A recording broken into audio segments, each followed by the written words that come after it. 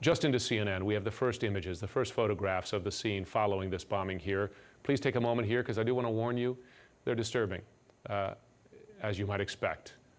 So take that moment, and we're going to show some of them now. These some of the casualties, civilian casualties, it seems, taken away in wheelbarrows from the site of this attack, taken by eyewitnesses there. You can see the injuries. It also gives you a sense of where this attack took place.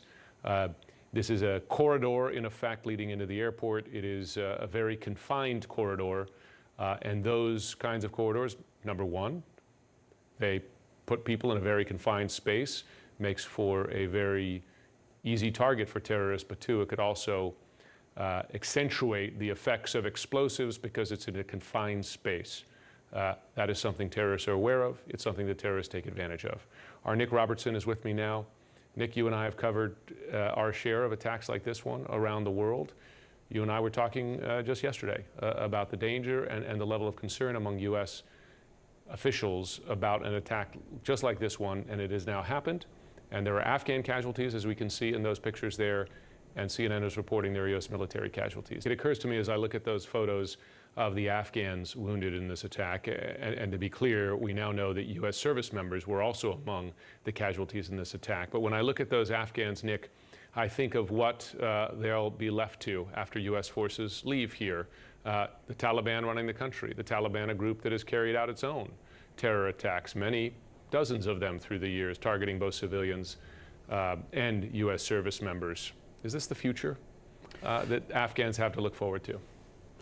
It's not a pretty prospect in any way at all, Joe. I mean, if we just take the individual casualties on their way to some kind of medical treatment, the Taliban, we know that their leadership is going to lead to a downturn in the economy, and that means every facet of lives for Afghans, be it buying food, be it getting medical treatment in hospitals, where there'll be less material available to support them and help them and repair them in this case.